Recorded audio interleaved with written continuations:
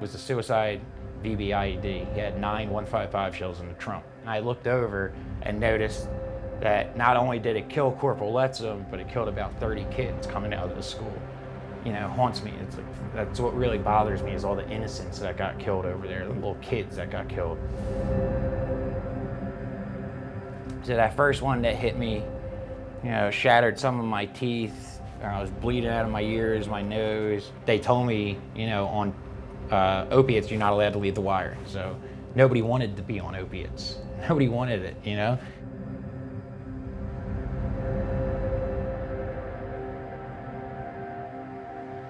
So they transferred me to Wounded Warriors headquarters in Bethesda, Maryland.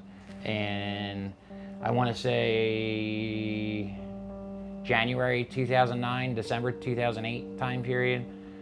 I was there for about 2.5 years. The whole time I was there, I was on opiates and anti-anxiety medications, different ones, all different kind of medications, every month on a different medication.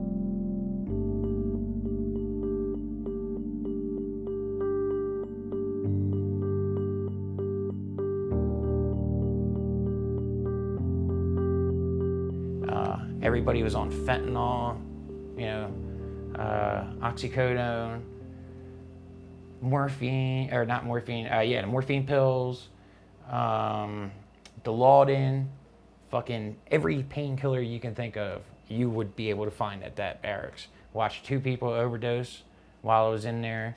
You know, so when I got to Wounded Warriors, my main goal was trying to focus on not thinking so much and not feeling so guilty, not having that pain in my heart, you know, in my head of feeling guilty about not going back. And, you know, what happened to the people? Could I have done more in these situations? Could I have saved my buddy if I maybe just did something else?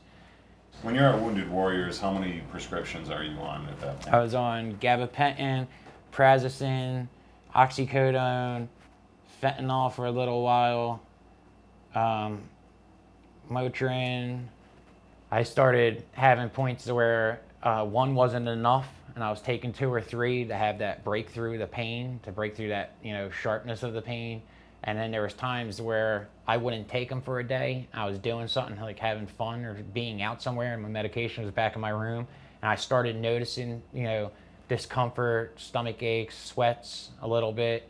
And I realized after I didn't get my painkillers the day I was supposed to, and it was a weekend, so I couldn't get them until Monday, and I was sick the whole weekend. I was up, throwing up. It was the first time I ever felt like really sick from not taking medication. I realized that's what it was. This is why you're still at Wounded Warriors? This is why I'm still at Wounded Warriors.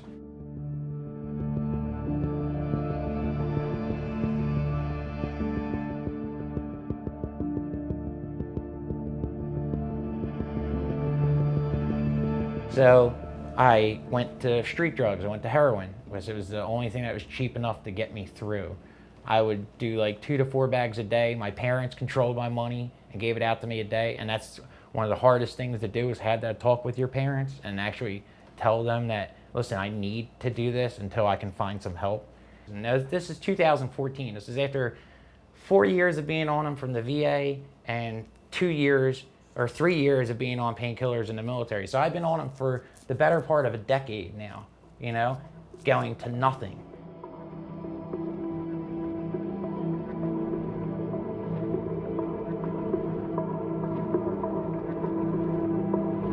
Every single day I wake up, have my parents give me my $20 or $40, whatever it was, and I would go call all my dealers to find somebody that was awake.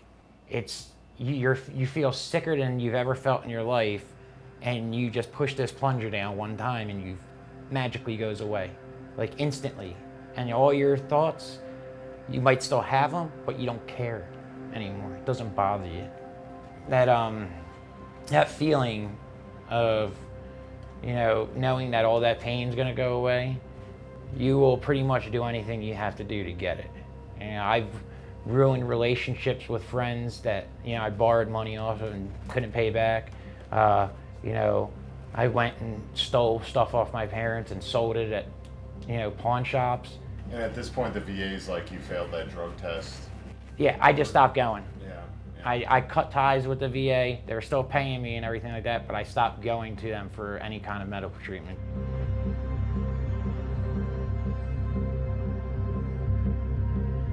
He was actually stealing things from God knows who besides his mother and me. So, you know, it was the typical thing that you go one day and something's missing in the house, you wonder where it went, and, you know, you confront him and you just get this blank stare.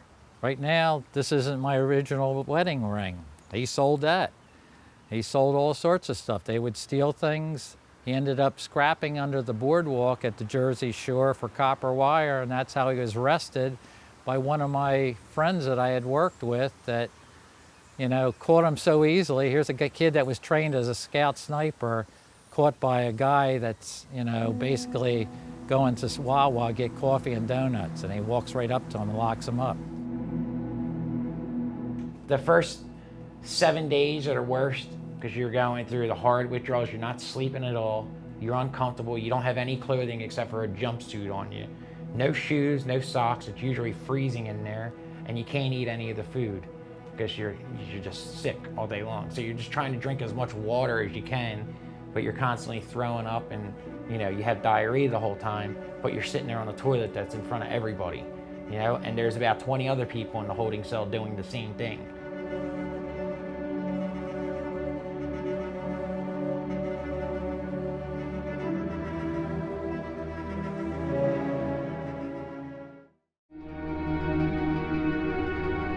When I got out of jail, I was clean. I went to probation, but I wasn't mentally clean. When you look at him, he's 6'4", 250 pounds. Why can't this person go out there and hold a 9-to-5 job and just go do things? After me and Jon got together for a while, I realized that he was more incapable of day-to-day, daily activities for, you know, our needs.